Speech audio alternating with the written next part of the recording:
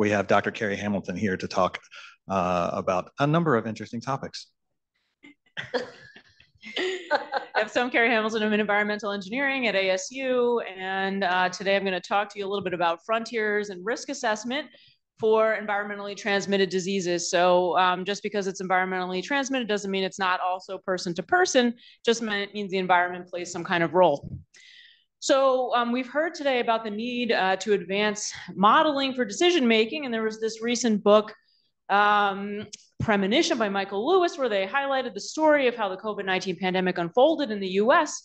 And some of the early recommendations were based on an agent-based model by Robert Glass out of Sandia National Labs.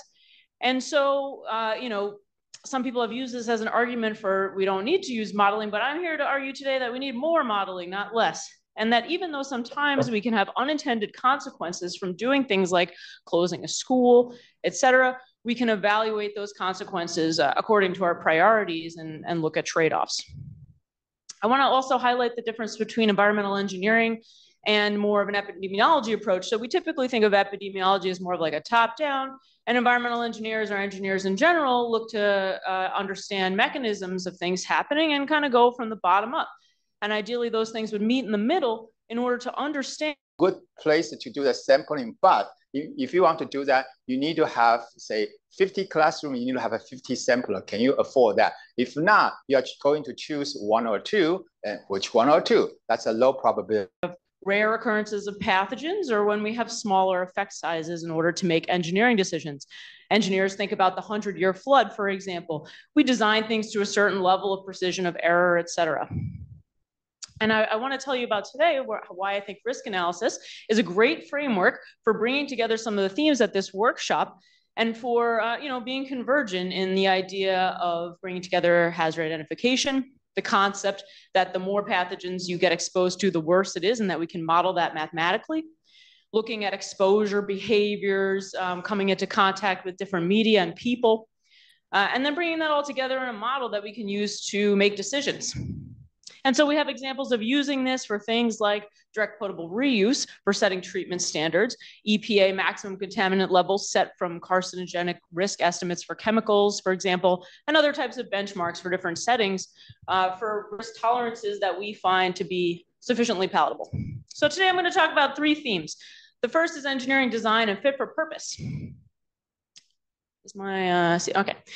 So I think that Legionnaire's disease is a really nice example of something that requires convergent research. And if you are not familiar with it, it's a waterborne pathogen, bacteria, that causes infection when it's inhaled or aspirated. So we have to model both the water side and the aerosol side. And despite our best efforts in understanding a whole lot of stuff about this bacteria, the incidence of this disease is still rising quite a bit in the US. #1 cause of outbreaks of drinking water associated disease, not by case number, that belongs to norovirus, that title. So although the national academies have come out with a great report about the types of things we can do to control Legionella, doing the stuff that we know how to do best, like disinfection and design, et cetera, we still have this problem. So a postdoc, Jaman Al-Fahari, working in my group, did a systematic review of different interventions that we use to address Legionnaire's disease or Legionella bacteria contamination in buildings. And in many cases, the interventions actually make the problem worse. So in the top right-hand corner, you can see some calculated log reduction values in building before and after things like heat shock, chlorine disinfection, et cetera, et cetera. So, some of the things that we take away from that is we're focusing on one contaminant at a time, in this case, Legionella. We're focusing on one intervention at a time. We're focusing on, we're not getting the metadata that we need, whether it's about the microbial community, the niches, et cetera, in order to be able to scale up from what's happening, let's say, in a pipe rack that we control in our lab to a real building that's quite a bit more complex. Another PhD student, Sayali Joshi, led a field study where we were measuring Legionella contamination in a building, and through a year-long detective work study, tracked down the root causes of contamination in the building, which were an oversized water softener resin was colonized with the bacteria, shower heads which were colonized, which were ultimately replaced because it was cheaper for the labor for them to replace it than it was to clean it. So that's kind of, where these behavioral factors come in. And then replacing an expansion tank, which essentially had an infinite residence time. So this brings together design, operation, maintenance, and human factors. We decided to test interventions in real buildings, and we found that, for Legionella, for example, we tested a flush by itself, somebody just turning on the faucet to let this contaminated water that had been sitting in the pipes out of the pipes because it can regrow in biofilms. It's not a diarrheal pathogen per se. And also making changes in the water heater set point, cranking it up to a temperature that might kill this bacteria. So what we found doing either one or the other or both of these things is that there was no set of interventions that was good for everything. There were trade-offs. So you kill Legionella, you might increase some chlorine residual, which is good in theory, but we saw increases in disinfection byproducts and heavy metals. So looking at those trade-offs can be a bit more complex. And when we try to extend this into a model, let's say, so here's where we can use processes of microbial risk assessment, which is one specific flavor of risk analysis designed to address pathogens. And ideally, we can look at mechanistic approaches and data-driven approaches, and they're going to meet in the middle. But unfortunately, that's not always the case. However, now we've decided to make a framework where we have a mechanistic model which can be parameterized by feeding in data, and it gives us kind of like a test bed to work with. So one of my PhD students, Ashley Haida, she built a model where you could look at the trade-offs between the money you spend on the energy costs of raising the temperature of a water heater, the risk of scalding. If you crank up the temperature too much and you don't have a mixing valve installed, you might burn your skin. And then the third being Legionnaire's disease infection risk, which we can model through that process of hazard identification, exposure, dose response, and risk. So by building this kind of in silico test bed, this hypothesis generator, we're able to take a set of conditions, which is parameterized from the literature, which is an important distinction here, using meta-analysis, et cetera, and predict things like temperature, chlorine residual, Legionella concentration in the biofilm and bulk water at different stages in a hypothetical system. And we started with a very simple system. And then by doing this, we're able to, for that system's operational parameters, calculate how much energy you're using, what your infection risks are, and what your scalding risk is, and do a decision analysis and find what is your lowest cost. At what point in the water heater set point does that occur?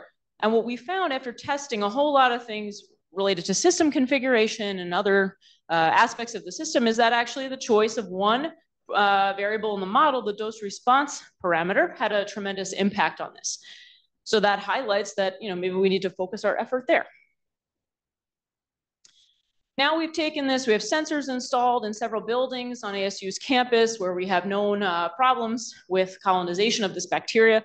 And so we're collecting data, 5-minute data on chlorine residual, temperature, conductivity, et cetera, and feeding them into a real-time dashboard in the lower right-hand corner.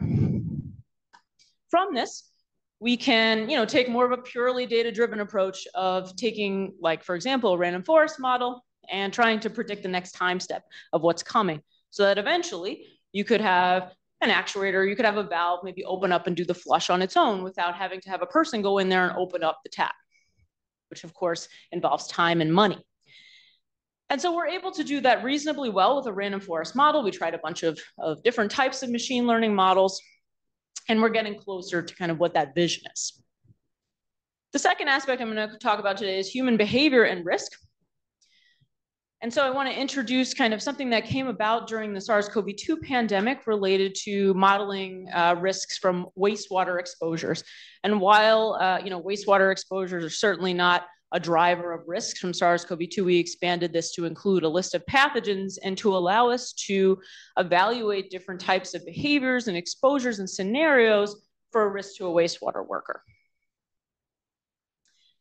And where we got information from this, and this is where the engagement with our behavioral scientists, social scientists is so crucial, is because we use that data directly to parameterize the model. So in this case, we're working with tribal communities, and they told us that they have specific infrastructure. They have wastewater lagoons as opposed to like a centralized wastewater treatment plant. And when they go to sample that, it's a very different exposure situation than if you were doing that at a centralized plant. And there's less PPE available. So we added, based on a previous exposure study done by Rachel Malbarid, looking at different worker exposures and behaviors in a wastewater treatment plant, we added that scenario based on interactions with the community, which are led by Ota Conroy Ben at ASU. And so we were able to calculate risks from different exposure activity patterns and time durations, et cetera, here shown for an example of Cryptosporidium hominesis. Additionally, this allows us to play with things like, what if we use this PPE instead of that PPE? And you might think, okay, yeah, it's not a mystery, right? You just calculate the efficiency, but it depends where you are on the dose response curve, which is not a linear function. So you might have more benefit in certain ranges, depending on your concentration in wastewater of your pathogen and the viability, et cetera. And so given tools like this, there are a lot of folks in this room and beyond who work on microbial risk assessment. I want to focus this last part on sort of the charge that Dr. Vigeslin brought up this morning about translating data into decisions, into action. So probably many folks have participated in wastewater monitoring, as have we. And some of the things we've been thinking about is, there are multi-scale effects in wastewater, right? So what you're doing, all the persistence data that we have, most of it is from spiking experiments. You take a lab-grown strain of pathogen, you put it into a container that has some wastewater in it, and you take some time points and you measure it.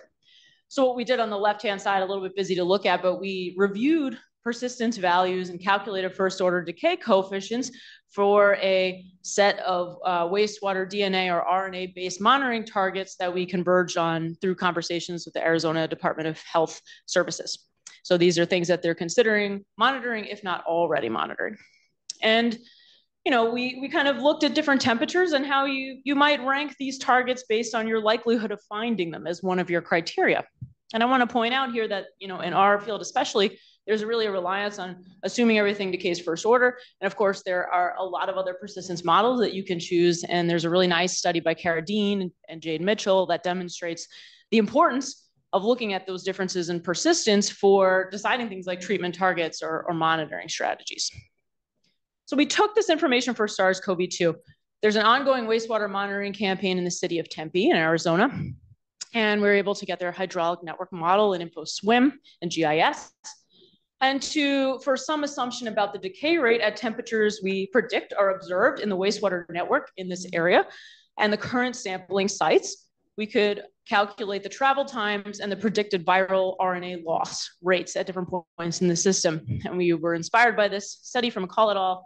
Out of Lauren Sadler's group in Texas and others to calculate this population travel time metric. So we think about census density of populations as well as areas where you might have less viral attenuation. And we can test different assumptions about where we do our sampling, which manhole we take from, and how that affects our ability to detect an outbreak.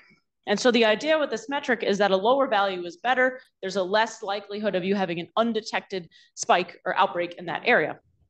And so now we're doing some sensitivity analysis to understand how do we rank all the manholes to sample at for this target. And from that, can you also go the other direction if you have sampling data and infer shedders based on sampling or shedding distributions? And so now how do we map that?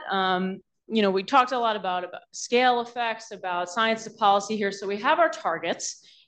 And now we can start to think about, okay, what are these characteristics? What are their relevant transmission routes? So, we mentioned in the previous session that there's sort of this artificial distinction between the different environmental media, Captain Planet components of trying to get at the environmental problem. And so if we understand how pathogens are shed, whether it's in respiratory excretions or our waste or urine, et cetera, we can know where to monitor and then where to do the intervention if it needs to focus, X percentage on an aerosol transmission versus Y percentage on a wastewater or fecal oral transmission or surfaces, et cetera. So we compiled information about shedding, assay logistics, et cetera.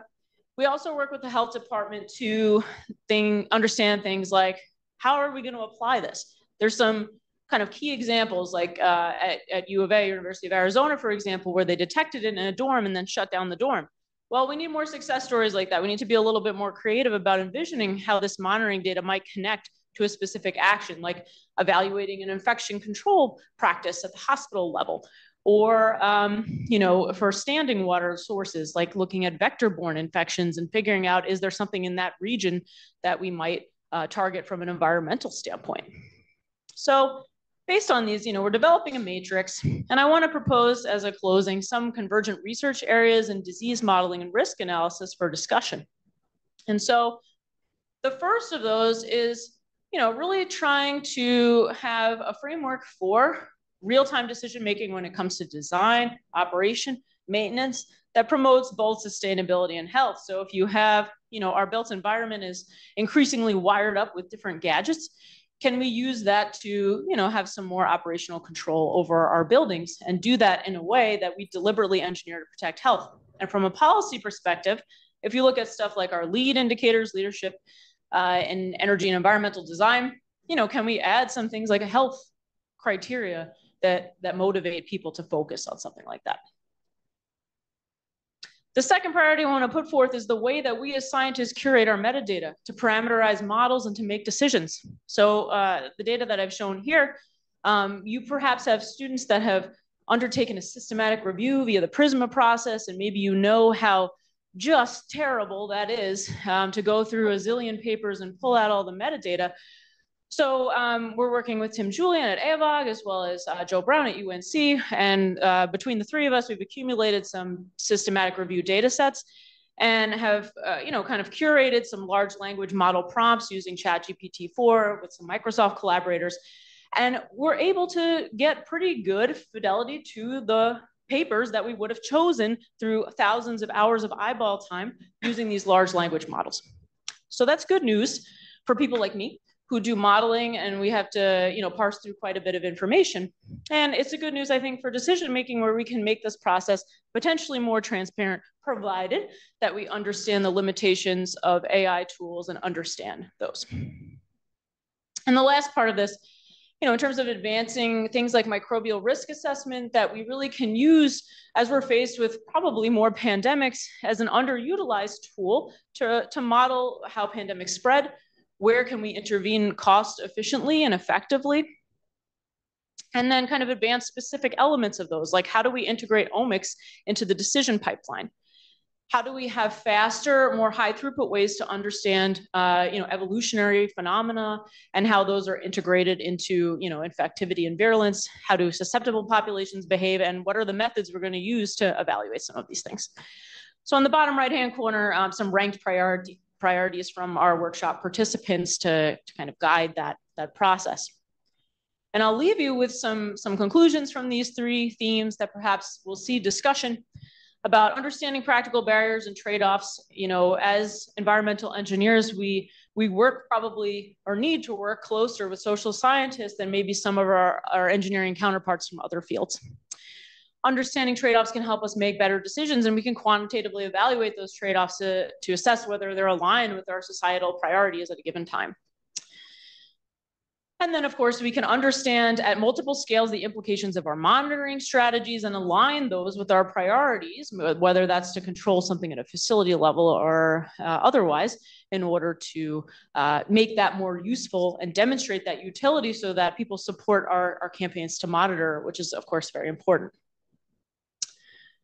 So I have no idea how many minutes that was, but thank you so much. And thank you to my lab group and our funders here at NSF for supporting this work.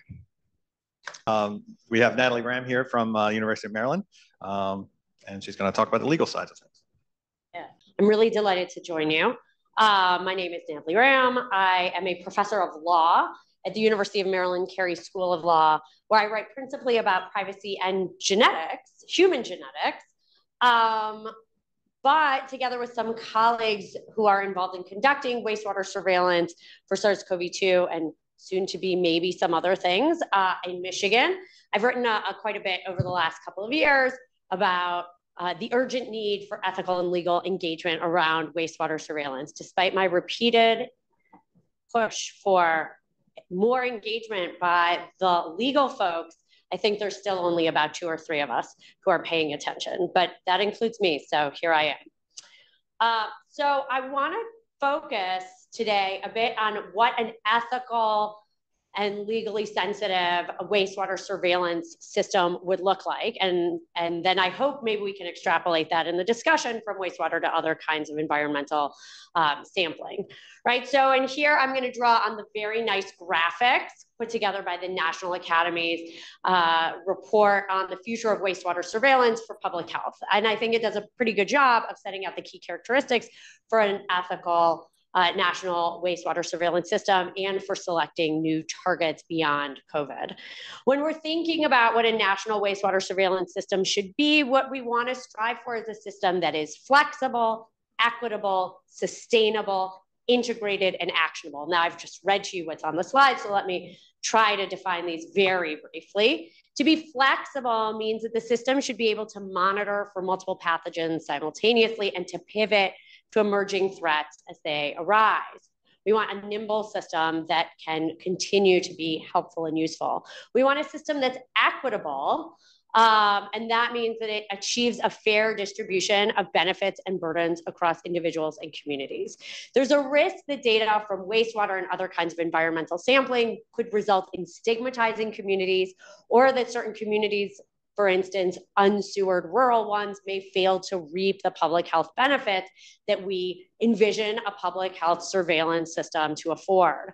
And so a focus on equity seeks to minimize these kinds of stigmatization and lack of benefit sharing, right, while maximizing the public health benefits of this kind of monitoring across all communities. The system also needs to be sustainable. In our last session, we heard a lot during the discussion about the need for funding for ongoing systems. And I could not agree more. If we're going to have a national wastewater surveillance or other environmental monitoring system, it absolutely has to be independently sustainable, right? Institutional capacity has to be maintained. Baseline rates for wastewater need to be understood. That requires securing ongoing financial support commensurate with the needs of non-pandemic monitoring, right? Reliable funding streams is also really, really important for hedging against opportunistic efforts to add new wastewater targets by dangling temporary funding for doing so.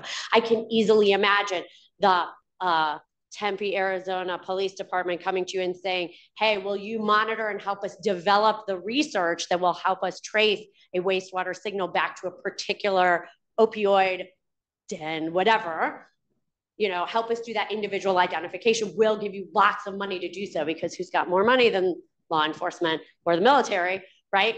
Or the DOD. And so you might imagine that that kind of temporary funding for an institute that, or a surveillance system that needs to justify its ongoing existence, right, and make the case for its continued importance in the infrastructure system, right, may be tempted by those kinds of funds. That would be, I think, really problematic, both for research and for public health. Okay, so fourth, a wastewater surveillance system should be integrated, which is that we need to ensure collaboration and coordination among multiple participating partners in the wastewater monitoring or other environmental monitoring space, and provide ways to safely share information across monitoring sites to ensure we have a comprehensive understanding of where pathogens or other targets are present. Now, as a privacy scholar, I've written frequently about the need to minimize data collection and retention. And so I will acknowledge that there is a tension between my privacy-focused self that says the principles of privacy protection are data minimization and fragmentation of who's holding the data, right? You don't aggregate it all in one place, and you destroy it as soon as you no longer need it for an urgent purpose. And, you know, on the other hand, the need for these kinds of integration and data collection efforts in order to facilitate a long-term system, right? Okay, so finally, the system should be actionable. That means we need to be able to translate data into identifiable public health actions. Kerry was just talking about this, in a timely manner. If we fail to do so, the system becomes just another government surveillance project that collects population-wide data without a concrete justification or public benefit. And because wastewater data or other environmental monitoring data can yield stigmatizing or sensitive data about communities and groups, collecting this information has to be well justified in order to meet basic ethical norms. All right, so the foregoing, what I've just discussed, has focused on how the wastewater surveillance system should operate regardless of target, but we also have to consider whether and how to identify new targets for which ongoing surveillance infrastructure is ethically permissible. So as soon as wastewater surveillance began to make headlines during the pandemic, it was clear to me that this massive new infrastructure that was being created for wastewater monitoring for SARS-CoV-2 was like never gonna be only for SARS-CoV-2, right? Surveillance systems, particularly those that are spun up during times of emergency, have a way of persisting even once the emergency is over and of identifying new targets as a way of justifying their continued surveillance. We've seen this with other surveillance programs.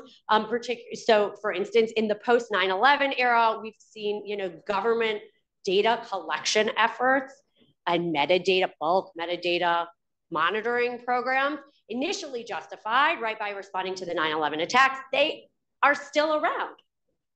And now we're hearing that they have to be preserved in order to allow law enforcement to fight the opioid epidemic. So surveillance systems persist, they find new reasons for being, and they don't go away.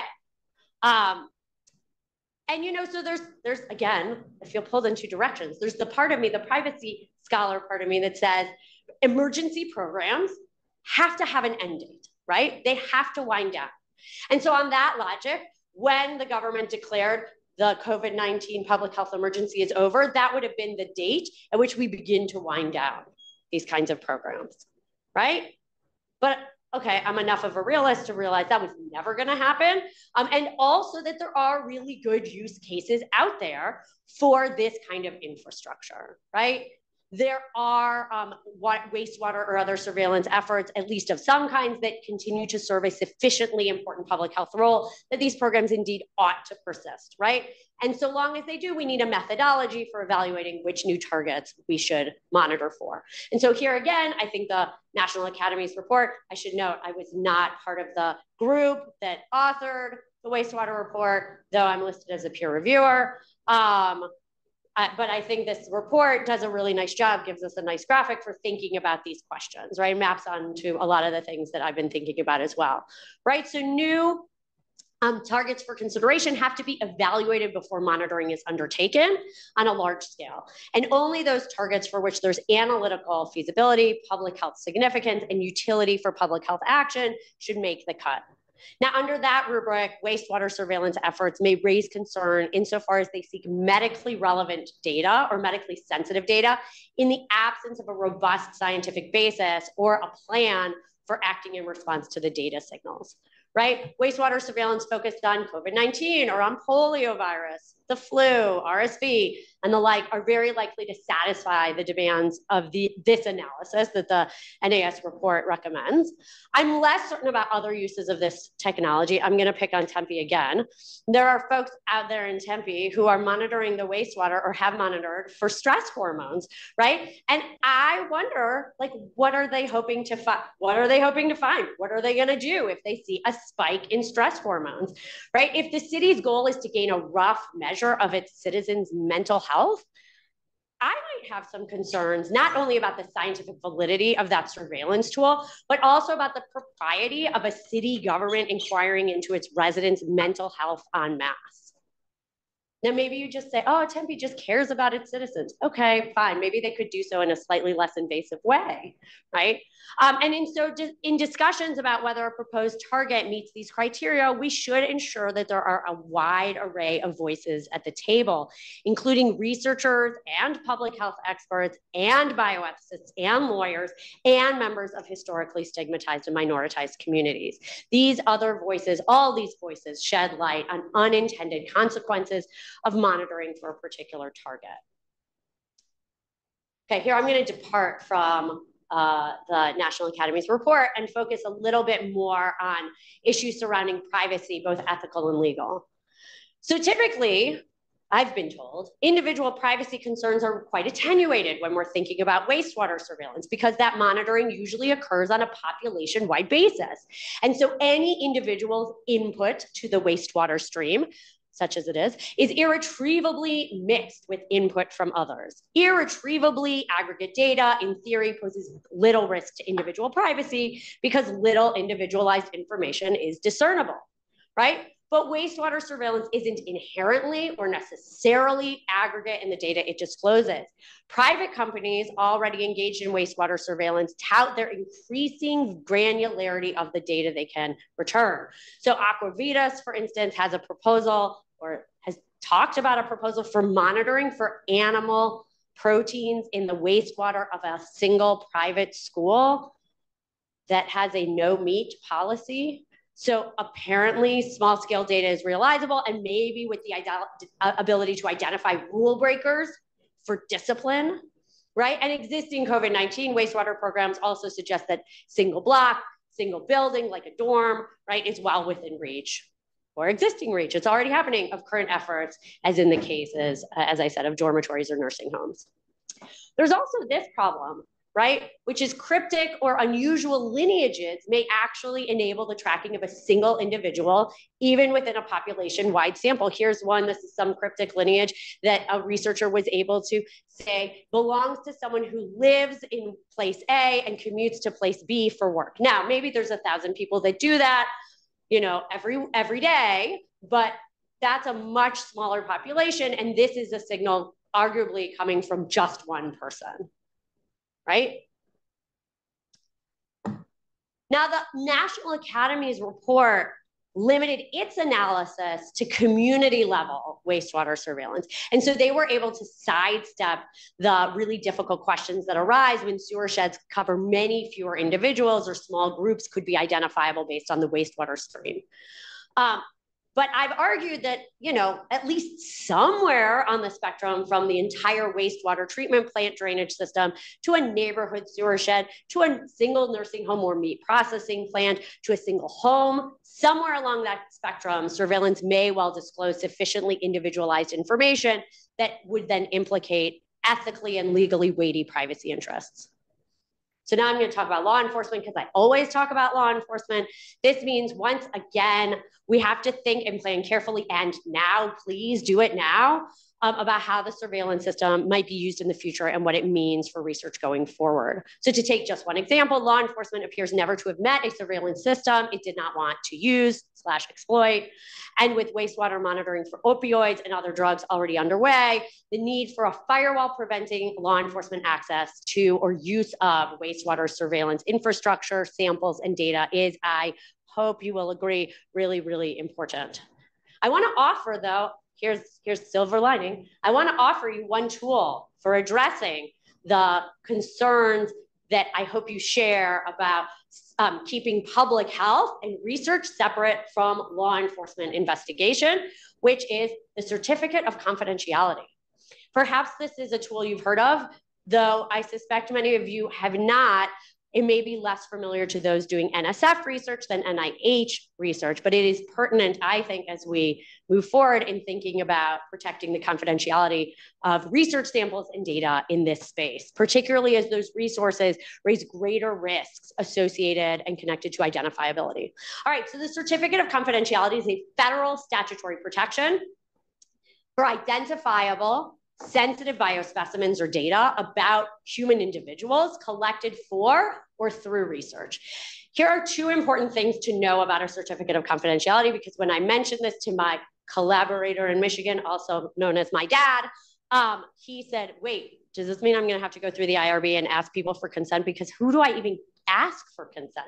And I said, no, Dad, let me explain. The Certificate of Confidentiality actually doesn't necessarily mean you have to work with go through the IRB. You might still be exempt research, right? And it doesn't mean you have to get consent from any particular individual. The certificate is doing something different, right?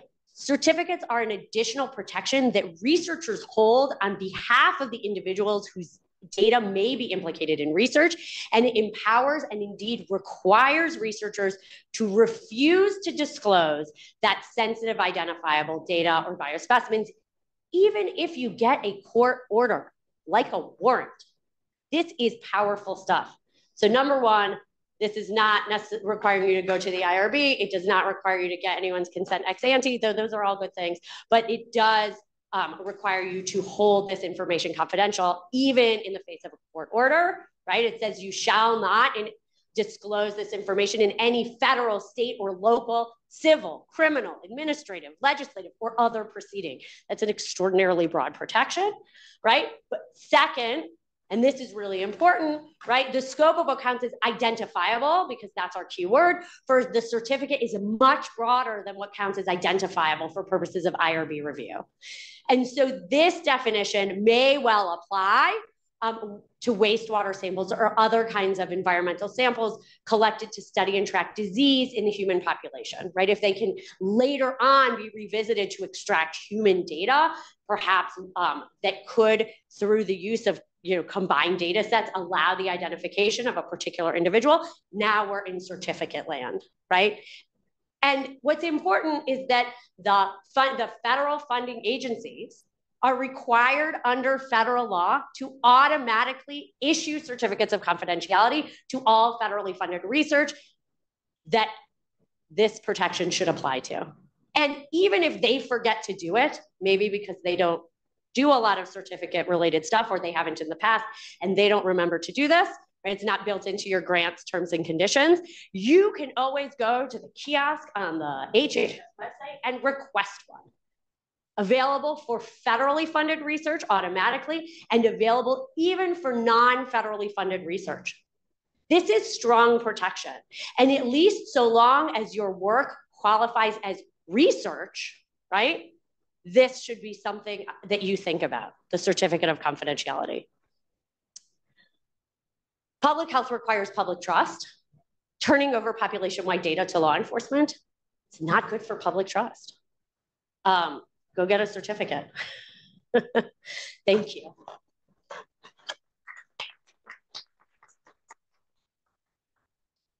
Thank you very much.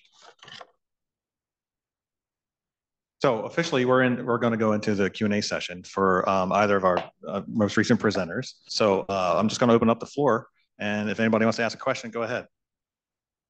Yeah, so I have a question for Kerry. So earlier today, we do have like a session for like a wastewater surveillance.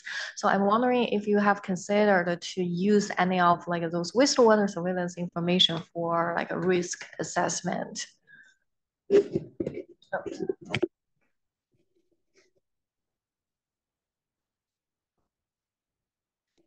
So that was a good question. So are we using the wastewater network data for risk assessment? So right now, I guess there's two separate streams. One is we're doing risk assessment for wastewater workers given like concentrations that we got across a broad swath of literature. So not for data that we've collected specifically from our site.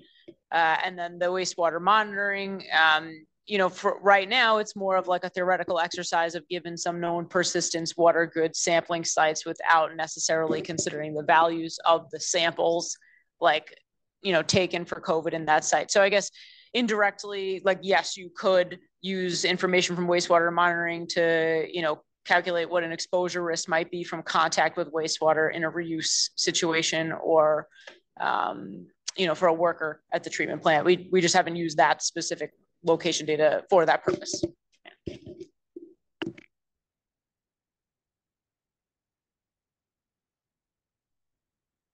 Go ahead. So it's for both for Kerry and Natalie, but maybe more for Kerry. I was curious how you communicated the findings of your research to government and non-government agencies and the community. And what have you learned from that experience? Yeah, no, that's a good question. So, I focus mainly on the technical aspects of developing models and not on what comes after. So this is part of kind of a family of grants that is going on at ASU related to tribal populations. And there's a survey of wastewater workers as part of that, but led, through the tribes and also, with us informing what questions that we ask. So as part of, the risk findings, we did add some questions to that about like worker exposure related to that. So, the idea is to better protect workers in these situations. So we have links to some of the tribal leadership for that specific issue that we've shared information and engaged in dialogue with. In terms of just a more general sense for the wastewater model, the folks who developed the original exposure estimates, so we've been working with them, and they work directly with utilities who are trying to decide kind of PPE choices. So we've made some recommendations and having some conversations with them about kind of what would be appropriate PPE for their needs. So I guess it's kind of, a dialogue going back and forth with those groups.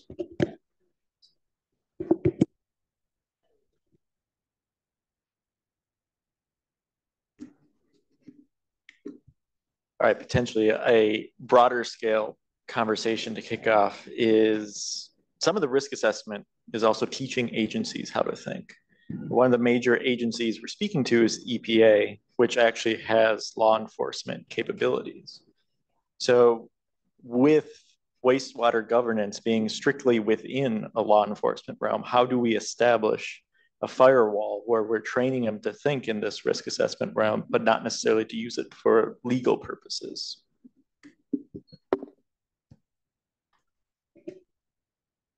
So I think the federal government collects lots and lots of information that it, in theory, is not supposed to be making available for law enforcement purposes, right? The All of Us project, which is collecting whole genome data from hopefully 1 million or more Americans, has a certificate of confidentiality and talks about it very prominently. I went to the All of Us website. They talk about it very prominently as like how you can trust us, that we're not going to give your data to the FBI. Now, I really hope they really follow that. Otherwise, we're all in really big trouble, right? Don't ask me to risk assess that or give that probability.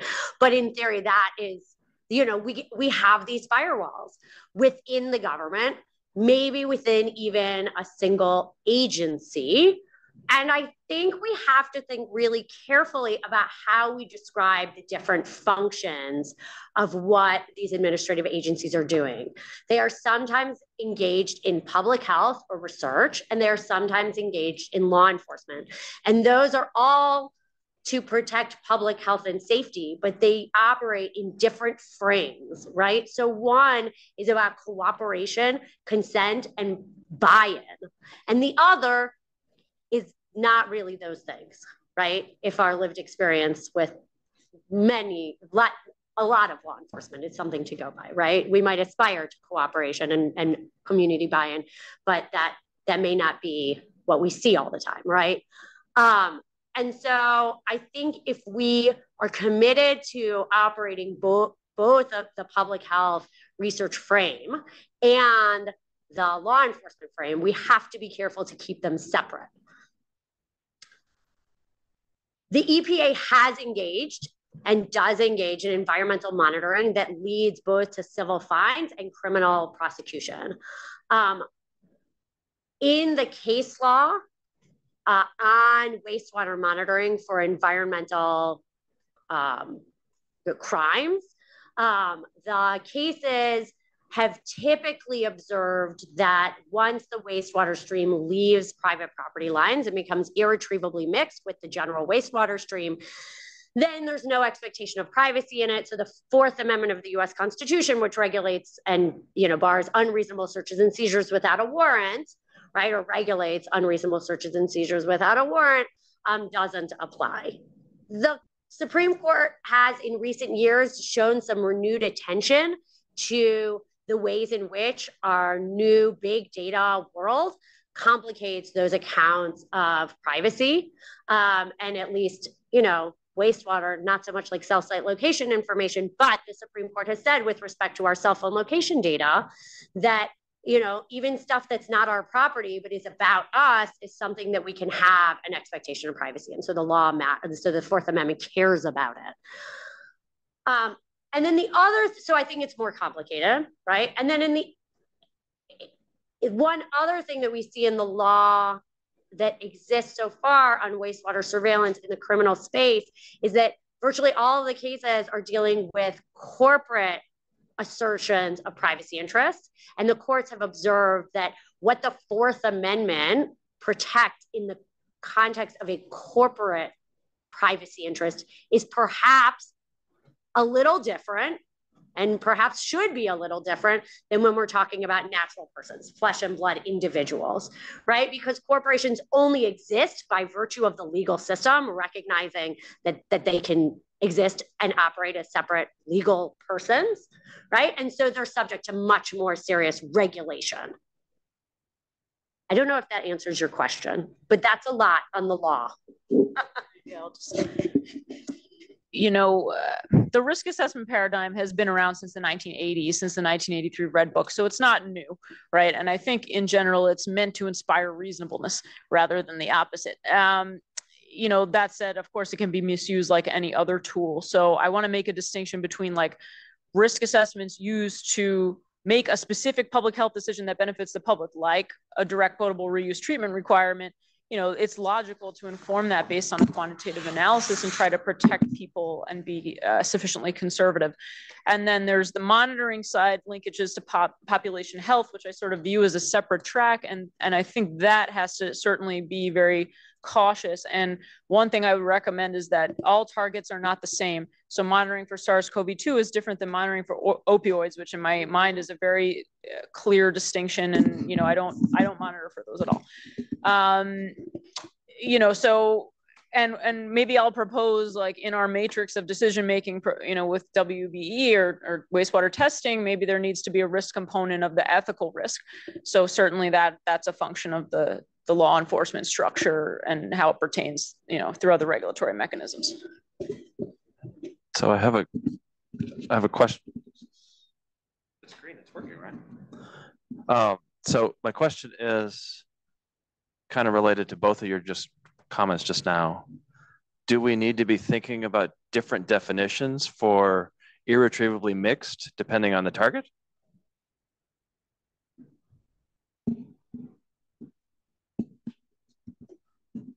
So I'm pretty sure this has a scientific, like what can the wastewater or what other environmental samples tell us, right? As I said, when I started thinking about wastewater in 2020, so not that long ago, everyone said, oh, what does privacy have to do with this?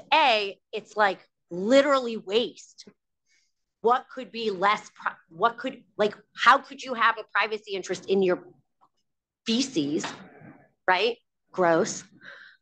But also it's all mixed together and you can't get you can't back out an individual signal, right? The way you can say with aggregate cell phone location data, right? Even if they take everybody's name off of the data, if you see the 2 cell phone signals that leave and come back to my address every night, it's not that hard to figure out whose cell phones those are, right?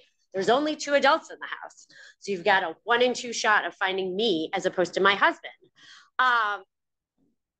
The more I talk to researchers on the cutting edge and the more the science develops, the more I become concerned that this notion of genuinely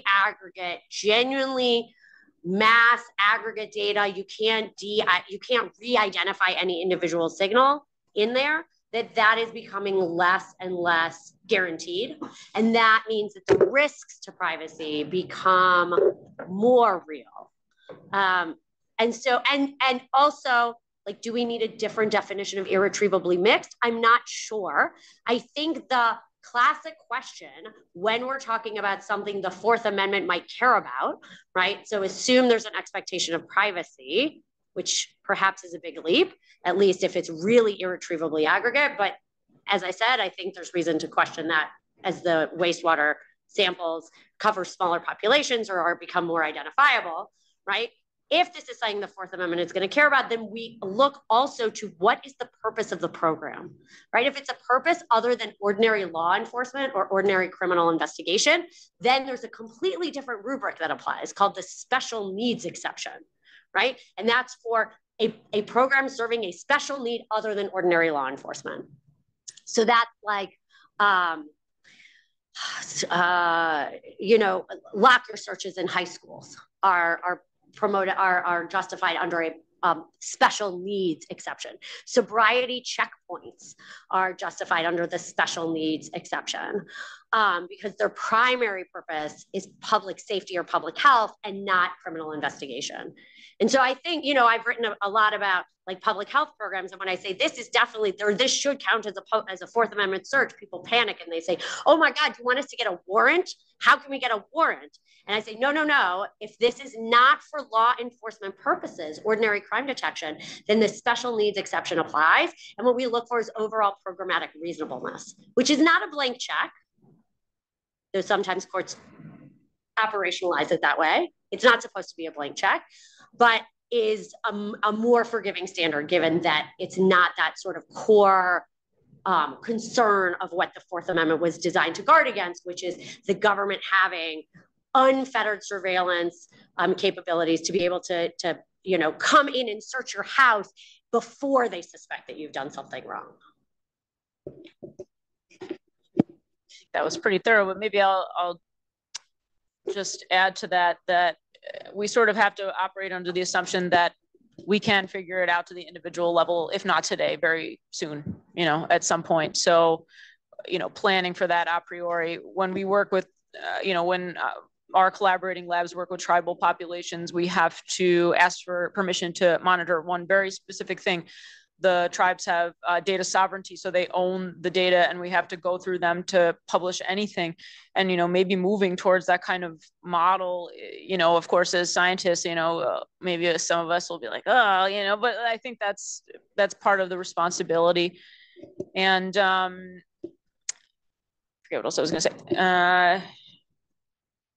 Yeah, and in terms of disaggregation, I think we probably have to, commit to something up front to do, or you have to destroy the samples afterward, or only, commit to modeling to a certain level. Like I can't guarantee that it won't be used for something. If, someone asked me one time, oh, do you think that your risk models can be used for insurance purposes? And, I didn't design them for that, but I can't stop someone from using them for that purpose. So I think, these are certainly things we have to consider.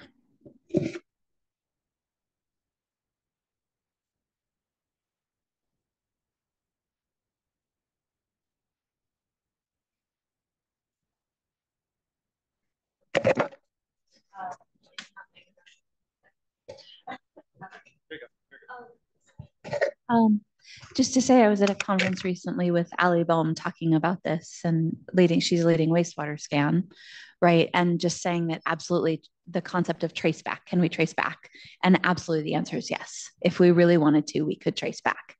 And we have to exist in that framework, even if we're and there was someone from EPA there talking about how they have traced back wastewater, exactly in your example of drug production facilities, illegal drug production facilities in the wastewater. So I think that this sense of we need to talk about the ethics of this, because even if we're not doing it, and I do think destroying samples is a big piece of it. Like you collect the samples, you test them, you destroy them. Like keeping them around, there's a lot of stuff that I think needs to come in that we haven't been thinking about because we're trying to do public good, which doesn't, but actually there's a lot of public evil that could come from this, and we need to think about that. I guess the other thing that was really struck me in this conversation we had is I think there were some papers published at the very beginning of the pandemic by researchers saying it was very likely it was not lab and it was an environmental crossover. Those researchers are now having Congress require them to submit not only their lab notebooks, but their students' lab notebooks. And so I'm talking to PhD students who now are having to submit their lab notebooks from 2020 to Congress as part of investigations as to whether or not there was collusion between US government organizations and researchers on stating the pandemic was most likely not a lab leak and was most likely a crossover, animal-human crossover. And I mean, that debate is still ongoing, and I'm not going to jump into that, but just saying there are politics we enter when we enter into pandemics that are going to hit, and just thinking that certificate of confidentiality would have been amazing for this group that published, but now they're fighting literally turning PhD student lab notebooks over to Congress, right? And that's a political level I don't think many of us are used to playing in. And so I think I just want to say thank you for everything you say. It's echoing some stuff I've talked with Ali Boehm and Marlene and people who are doing all this. And I think we have to change what we're We can't just assume that what we're doing is for good. So I don't know. Thank you for that. I don't know. Yeah, thank you for that. And we can get into that in more detail when we start talking about opportunities for solutions and mitigations. Are there any more questions for our two speakers? I'm just curious, not only Kerry, but other environmental engineers who work in team-based collaborations, especially with wastewater surveillance. How do you, in your research, conceptualize the public interest and the common good as you talk about conceptualizing your research questions? And if you do, how do you conceptualize it?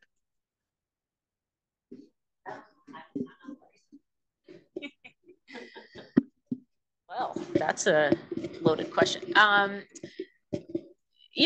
guess you come with your own bias and perceptions of what public good is, and then you define that in theory with the community that you serve. So, that's supposed to be a bi-directional process where you are, getting feedback from people to itemize their priorities and articulate what they want for their community, right? And that doesn't always happen. When I think about the good, I try to think about total good. So I think a lot about risk trade-offs, right? So we don't want to just take one risk and swap it in for another one. So one of the things that I think about a lot is, the risk of losing confidence in a centralized wastewater treatment network and what that could mean for disease transmission. That's a really big risk. And maybe that's one that we have to think about as like an unintended consequence of this, right? Like we have open defecation problems in America today as it is. So we certainly don't want to decrease that confidence in the public system, and definitely not on the drinking water side either. So that's important too. That's my thoughts on that. I'll just say, if anyone wants to add an ELSI aim, an ethical, legal, and social implications sub-aim to your grant, you come talk to me, or you can come talk to me.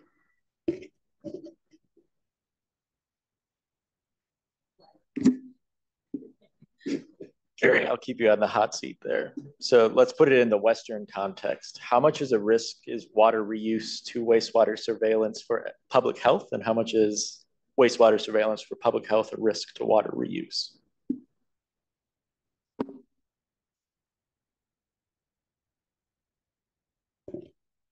Okay, so I think the point you're making is like it's all linked, right? Or for water reuse or public health for surveillance, and because it's one water, one health at the end of the day. And I don't have a good numeric answer for you, but I think it's certainly adds another dimension to the ethical conversation, is that you could pose a monitoring goal for research as a water reuse type of aim, and then repurpose it as a more nefarious monitoring aim later in theory, right? So I agree with you. We have to prevent things like that from happening. And at least on the water reuse side, like in California, there's a 12-10-10 rule about water reuse, which is based on enteric viruses and protozoans. So I think those are at lower risk of reusing for other purposes if you just look for that target with qPCR as opposed to sequencing analysis. So maybe it's a matter of making distinctions for these decisions on whether we use targeted or non-targeted approaches commensurate with the goal and the risks, I guess.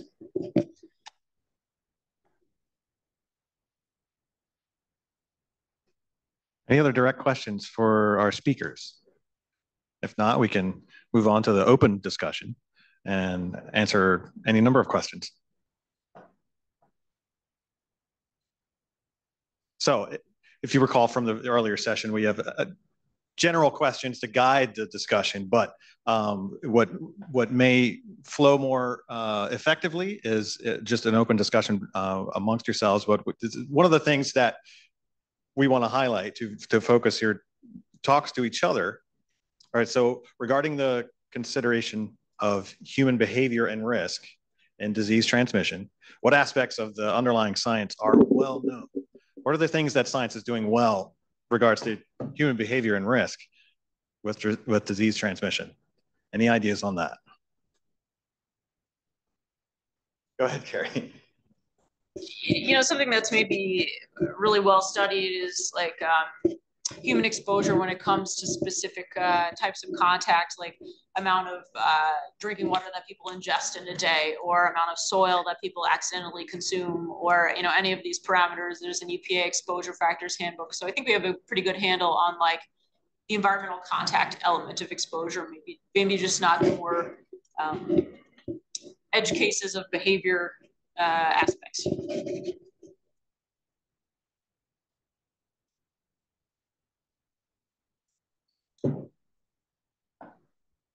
Any other thoughts on what the science is doing well?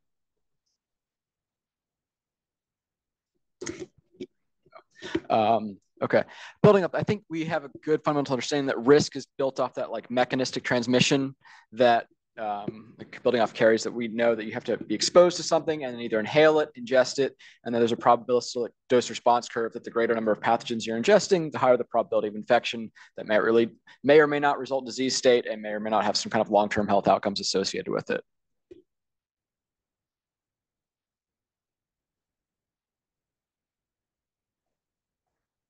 What we, there you go. Also, something that we know are single agents. So a single chemical, a single pathogen, a single agent that will affect our health.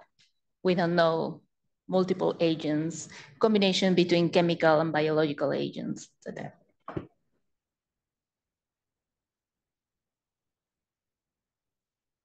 Thank you for that. Any follow-on thoughts related to that?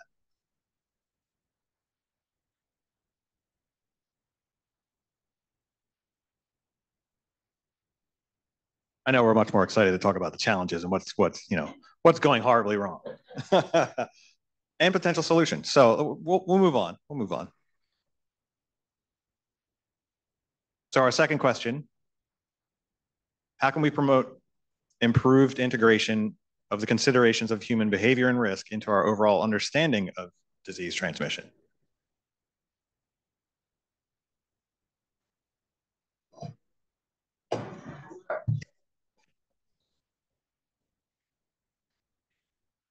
An unfinished thought. Sure. Hey, that's perfectly fine. I think that building upon what Danielle was saying a minute ago is essentially that we need to be thinking that somebody's going to use this data nefariously. I mean, at the very get-go. So I think that that's a starting point that we need to collectively be thinking about. Thank you, Peter. If it's green, it's working. Not all of them. Okay. Add to that, I think there's a tension between trying to protect marginalized groups by studying them and then also not use that for bad purposes. So, maybe some more clear guardrails surrounding what that looks like would be helpful, especially for those of us who don't study the law or policy directly. That's my cue to put in a pitch once again to include the lawyers and ethicists in your research. You too can have an ethical, legal, and social implications component of your research. Yes, that's a very good point, and it ties into the certificate again. There should be better governance. Go ahead. I'm just, maybe this is a response and a question as well. I'm curious about how human behavior is conceptualized in the context of understanding disease transmission, and is it just cross-sectional behavior or behavior within the context of an environment? So, if we really want to integrate the consideration of human behavior, then human behavior in context, in time, in a socio-political environment, within a culture, which is really subjective, right? The subjective elements need to be integrated much better into this, into the field. Yeah, it's a very good point. That's not an easy task.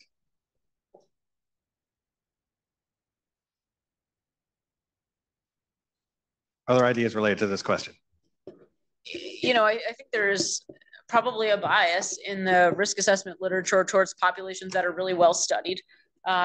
Especially Western populations when it comes to intake rates and types of exposures and if you look in the EPA exposure factors handbook, there certainly are different estimates, like, for example, fish consumption for Alaskan populations versus like mainland US populations are different, right? And so, someone like me thinks of this in terms of very like, okay, let me find it in the list and then I'll go to the parameter and I'll put it in the model. And then there's like just the behavioral, like, I didn't think of that type of questions. Like, when we were studying rainwater in Australia a few years ago, we were working in an eco village where folks were drinking untreated rainwater according to a survey, and we just hadn't, like, the policy was not to do that, and people just were, that was because of perceptions and other things. So I think it's like understanding where those types of situations arise, where you really can do public health good by maybe providing educational resources or whatever, as opposed to some of the more nefarious ones.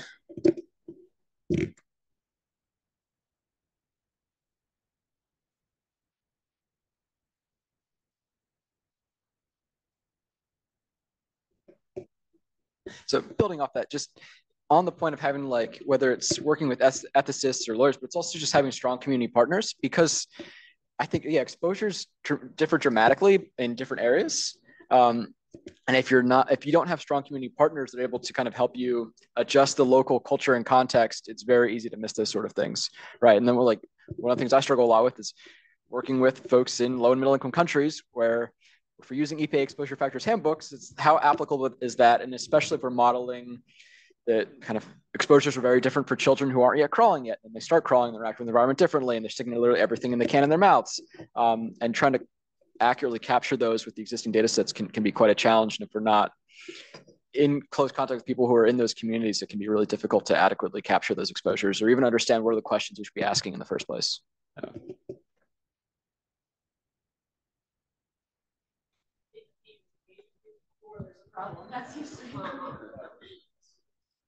That's preparedness.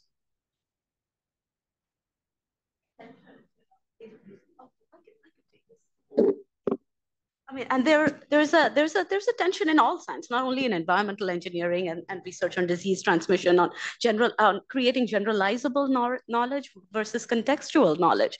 And in the case of disease transmission and risk, the knowledge should normatively, right, be contextual to be effective, to be actionable, and to be valuable. And then our incentive structures around this are really not aligned to generate that kind of contextual, deeply, non-generalizable, kind of, to use the non-generalizable knowledge, but that's the knowledge that's most translatable.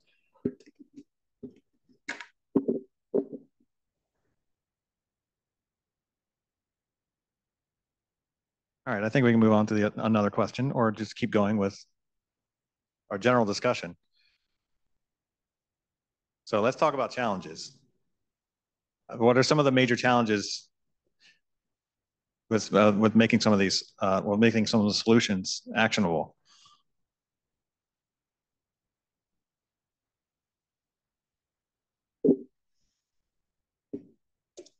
I think one of the challenges with risk modeling is that we talked about this in the previous session, but it's difficult to calibrate the model because we don't want to, and we cannot expose people to pathogens on purpose and observe what happens. But that said, then we, experience some like feedback from reviewers and otherwise who are like, this model is purely, an armchair experiment.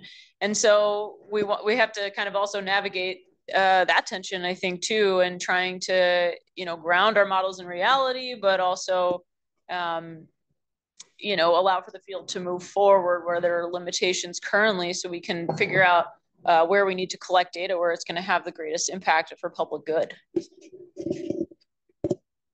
I also want to add that I think there's this kind of inherent tension, as I said, between wanting to collect as much information about samples, environmental samples, as possible, and keep both the samples and the data for as long as possible, because you never know what might be useful in some future research project, right? On the one hand, and on the other hand, principles about, ensuring or protecting as much as we can individual or community privacy concerns or confidentiality concerns through principles like data minimization, not aggregating all the data in one biorepository, right? And we can see this, we have all of these requirements to deposit your data in, federal clearinghouses for the sharing of data because we want to maximize what we can learn from any given data.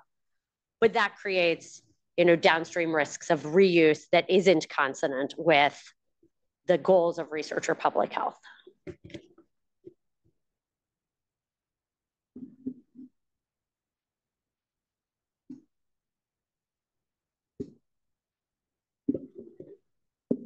Yeah, so I'm not an expert in modeling, but just from a perspective of an engineer, I feel like it's challenging to understand like the effect of human behavior in a quantitative way, because human behavior is often like sometimes it's very diverse and sometimes it's random. So it's really hard to quantify that.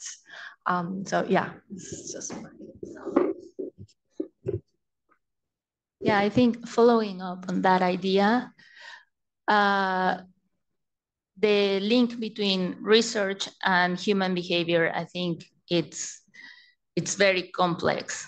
You have mistrust, and then you have people that trust much, and then you have all misinformation. And now in the era of data and having data everywhere, even if we put it in different repositories, there's going to be a way of linking everything. So.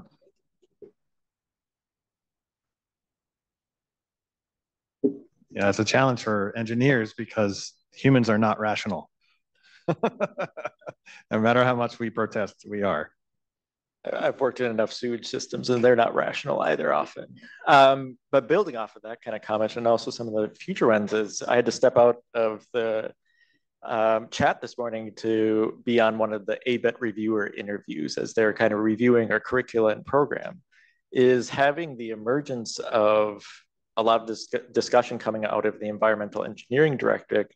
We have sometimes a curriculum mismatch where sometimes, depending on what program you're going to, you might see microbiology for the first time as a senior, or then you take it into grad school. So we're not necessarily the inherent expert of the microbiologist in the room or the environmental toxicologist or the public health official. And so we often are benefited by the flexibility to tackle all these things. But then is this actually where we need to stand up almost an entire other, instead of environmental engineering, but much more environmental architecture, how humans actually interact with the built environment rather than trying to have it of the engineering mindset. I will say, so, I teach a risk workshop every year. And one of the main things is like when you're doing this for a policy or in some real life setting that's not research, in theory, you should have those experts at the table as part of the team that does the risk assessment. But in practice, typically the resources aren't there to assemble those people at the time that you need them. And it ends up being like a literature sorting exercise for the analysts leading this and trying to extend themselves far outside their field to interpret literature data from other fields. I'm thinking of one risk assessment that I did where it involved, learning a lot about fish and like all their organs and stuff, which is not my expertise at all. So I think maybe just having conduits to encourage those types of groups to come together will be really important. We talked about that in the earlier session. There was a lot of talk about potential cross collaboration, which could be a boon for this type of work, but there are challenges to that. Any other big challenges that you see? Funding. Well, of course, that's a given. But I think that's an important point here, is that a lot of this discussion is supposed to help NSF figure out where they want to go. And so I think that emphasizing the fact that this requires big teams, it requires people to be thinking about things from a wide variety of different perspectives is key. And that's not going to happen on a $300,000 proposal budget.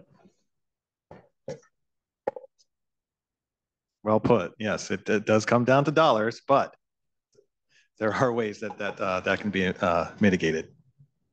And Mamadou would be saying the same thing as you right now. Come on, Green. Like maybe the other challenge I've run into is just the esoteric and like siloed nature of research communities. And someone who's come with a background in environmental engineering, try to work with public health professionals, medical doctors. We all have a very different language in the way we describe things. And trying to be patient with one another and understand what in the world we're talking about and trying to find a common language can often be quite the challenge.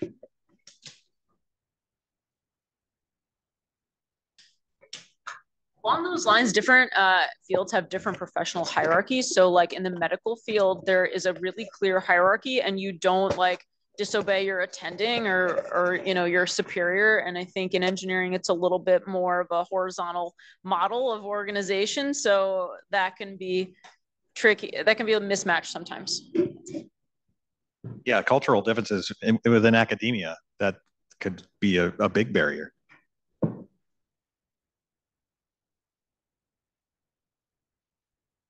Are we good on challenges for now? Any clarifications needed from the note takers? No? I'll ask if there's anybody online that wants to provide a comment or have a question.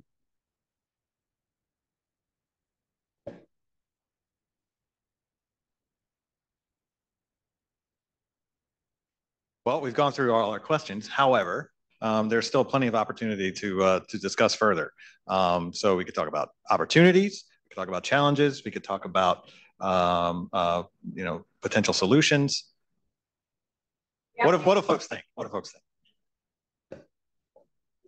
If you have any questions about certificates of confidentiality, I cannot be your lawyer, but I'm happy to answer questions.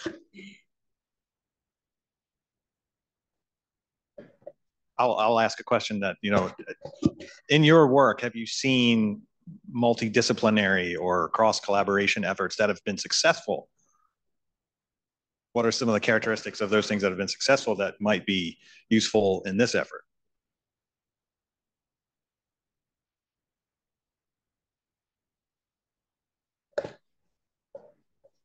So I think one of the things that is really required for cross-disciplinary teams to thrive is a high level of trust, and that trust and understanding can be hard to generate on the fly.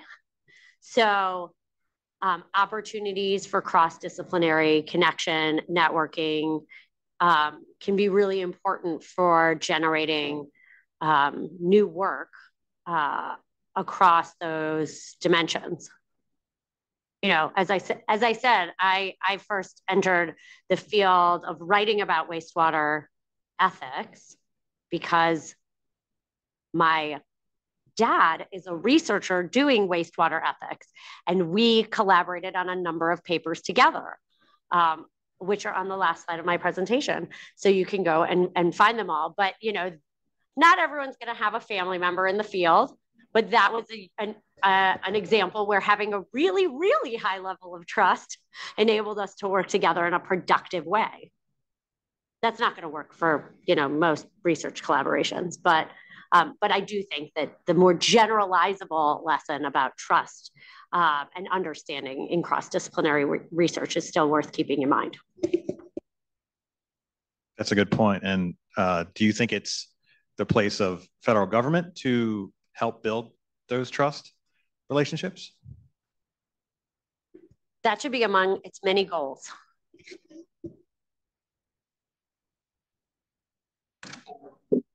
So, in my not a very long career, but, about a 12-year career, I've evaluated a lot of large scale scientific initiatives, from initiatives at NASA to NIH's TREC and TTURC initiatives to most recently NSF's Growing Convergence Research and Convergence Accelerator programs, from the perspective of program directors, program officers, and the researchers who who conduct this research, what they, you know, the way they conceptualize convergence, the way they implement it, and their outcomes and processes and implications, short term as well as long term. And one of the key findings of this research is that most research does not hit the bar of convergence research and transdisciplinary research. Most research is multidisciplinary. Small teams of subgroups, you know, working sequentially or independently, or the more successful teams are more coordinated and, you know, but still rooted to their own disciplines and contributing chunks of research methods, particular data analytical techniques to particular problems. And therefore, research has, you know, these large scale team science initiatives have not really generated the research, the kind of disruptive, transformative, and, you know, kind of divergent, you know, leading to, you know, kind of paradigm shifts over time. And absolutely funding agencies have a lot to do with that, because this research takes, you know, the preparation for this kind of research is really not there. We are mostly unidisciplinary researchers trained in particular epistemes, taught to value certain ways of thinking, certain ways of doing research that does not really fly in this kind of complex research environment. So the preparation for this research is really lacking. And, you know, the magic just doesn't happen by bringing people to the table. The second thing is that the social sciences and humanities are absolutely not well integrated into this research at all. And that is that has to do with, you know, not only with engineering, but any kind of research, because it's very distant and very epistemologically different from the kind of research questions. And if this was to go better, you know, really the conceptualization of the research really needs to be spent. You need to spend more time in designing those questions. You know, if you have a narrow question, you're going to address that question really narrowly. So what I found in my research is that, you know, the broader and more holistic and the more complex the questions are, rather than, you know, we are all taught to be reductionistic, right? Reduce, reduce, reduce, and be precise, you know, be precise. And that is not what, you know, that doesn't gel well with the kind of convergence research. I will talk more about this in my talk as well. Well, I'm glad to hear that. I was just going to ask, you know, in your work also, because I'm the layperson and I'm trying to understand better to help you guys discuss. Are there known ambassadors that you know of that could bring more people together cross-disciplinary? And if there are, you know, have events such as this one to bring them together. I mean, I don't want to like trumpet my own science here, but I think that risk assessment is a good conduit for bringing together different data streams and having conversations about the value of information and how we integrate it and what it means, and doing that translational process. So it doesn't necessarily have to be that, but that type of, you know, process I think is a good model to answer these types of questions.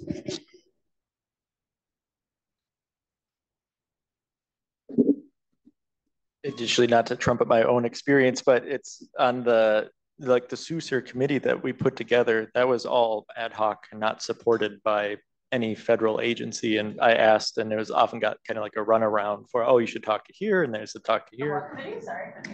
Oh, the SUSERs, the one we organized for like exploring like the environmental engineering perception of ethics and potential risks within that realm. And so I think it's more, there are definitely programs set up within NSF to actually guide in some of that, because there's the ethical and responsible research wing, and there's the actual training and dynamics. And it's much more of how do we train, especially early career researchers, to understand where those levers might be able to support, and actually potentially having maybe training workshops or more introductory, more broadly than just some of the directorates.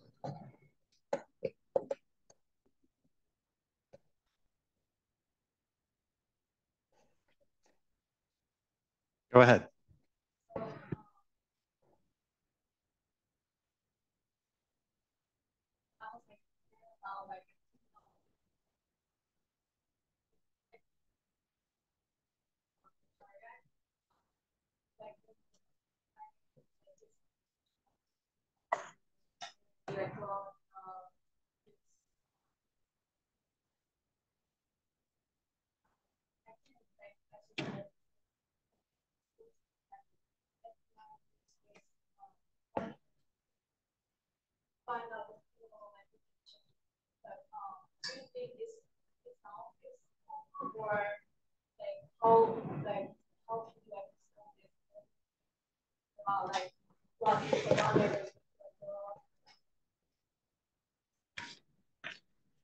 So I think you've asked a good question about whether is all law enforcement use problematic, or is it really a question about figuring out how that kind of access or use ought to be regulated, right? Should it be sometimes but not always, or is the answer that I would give you really never? I might actually give you the answer never. But I'm a privacy evangelist, so I'm on one far end of the spectrum there. So I think that there are different ways in which we might mediate law enforcement access to different newfangled kinds of surveillance technology. This one is born of public health and research, which I think actually argues for really narrowly limiting access, because routine law enforcement access cannot actually affect how it is that we view and construct the public health purpose, right? Which is to say that the overall suspicion, such as it is, of law enforcement use can contaminate. I'm going to use that word. Yeah, contaminate our otherwise public health purpose, or our other public health purpose. You might say instead of saying never, we should have some sort of regulatory regime in place. So I work and live in Maryland. I work principally, as I said, on human genetics, privacy, and the criminal legal system. I was super fortunate in the last 5 years to get to work on a Maryland state legislative effort to regulate and codify into state law a really robust and comprehensive regime and framework for regulating how law enforcement uses direct-to-consumer genetic platforms to investigate crimes.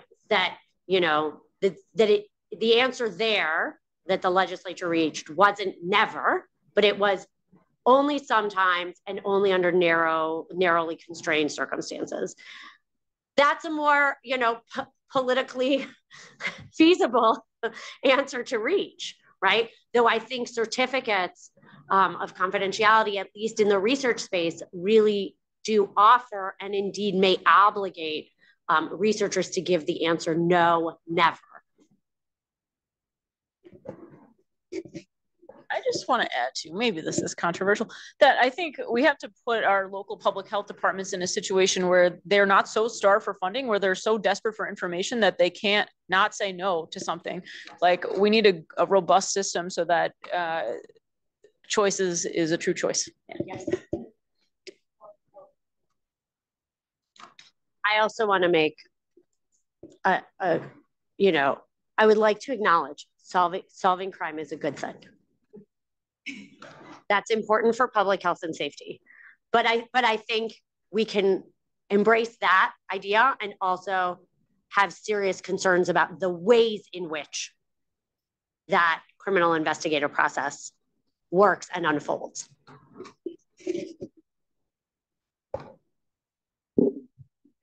And I think building off of that, I was having a conversation with one of the monitoring teams that is one of the nations that are primarily using it for illicit substance tracking on the criminal side. And so on the safety aspect, I've said, and then I said, even more from a marketing standpoint, it makes sense for the way that they were using the data, because they weren't using it to track people. They were actually using it as a way to demonstrate the success of the program, of any of the interventions that they were doing on, like, either increased foot patrols and then if they would shift that data that they were collecting to the public health department, if they were now pitching it to their congressional body, to could say, well, see, even our safety interventions are benefiting public health. And so then it'd be a way to also more streamline the language into where it's supposed to actually be kind of the separation between even how they were actually using the data.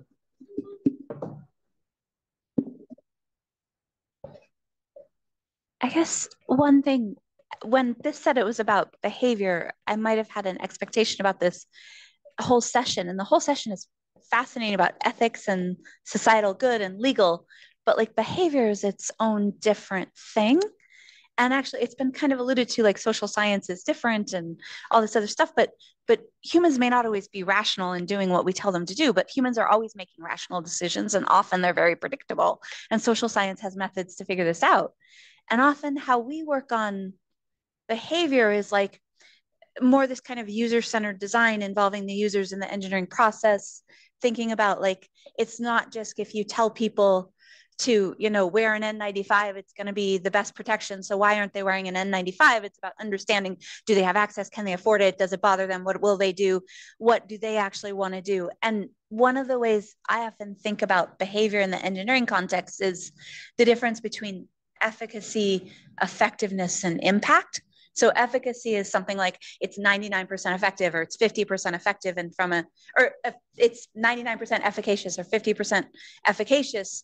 That's great. You would choose the one that's better.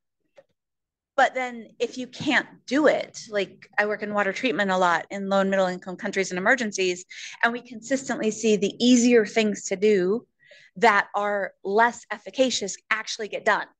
So you actually realize the easier things, even though they're less efficacious, have more impact in the end. And I feel like this has been a problem I've often seen in engineering and in the SARS-CoV-2 pandemic in the US was it was always like, do the most efficacious thing. And I'm like, okay, but if people can't do that for some reason, can they still do something that's a little bit less efficacious because that's better than them doing nothing? And understanding why, like, this comes out, like, there's a lot of examples of this, like, but there's a lot of examples, like one of the key ones we use in kind of behavior change is like birth control. We have a lot of methods of birth control, right? From like implants, which are 99.99% effective over a 5-year time period, to like things that are 50% effective over a year-long time period. And we don't tell people to just use one, because that would suck. Only 5% of the population would use it. We have a ton of unplanned pregnancy. We talk with people about picking the one that's best for them. Like what fits with you medically, what fits with you religiously, what fits with you and your partner, and what do you want to do? And okay, you're going to use the one that's 50% efficacious, and I'd rather use something better, but 50% is better than zero. And I feel like these conversations in the birth control sector and in the and we know actually the more options you have for birth control, it's not just additive, it's synergistic. You actually, the more options you add, the more and more people that use it.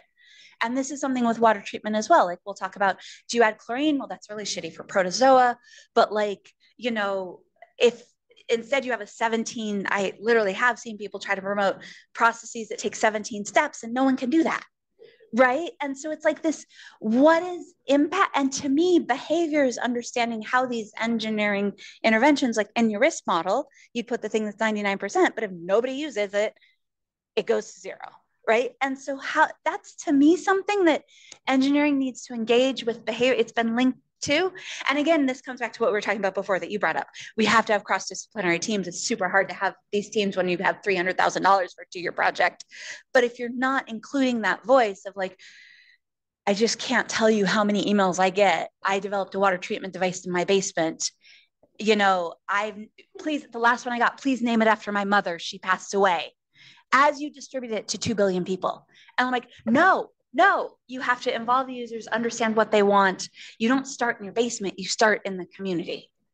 And to me, that's what behavior is. So I think this panel is excellent. It's social, ethical, legal.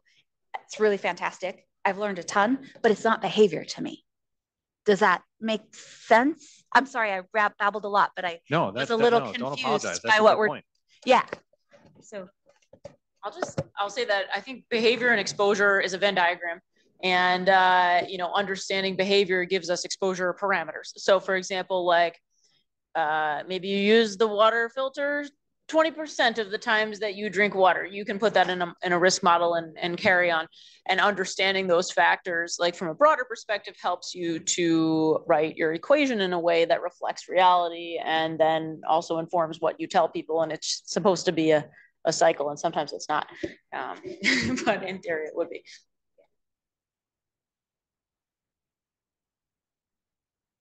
I think if we're thinking about ethics and law, we're broadening our perspective on what the range of possible options are. And of course, harm reduction is a common framework we see in law, right? Including in the opioid epidemic, which has now intersected with our discussion here a number of times. But we see Right, so we see harm reduction frames, and I mentioned, the legislative efforts I was involved in Maryland, where they didn't pick the policy I might have written if I were sole policymaker for the day, but we made a pretty good policy, I think, given the range of viewpoints at the table. So I take your point.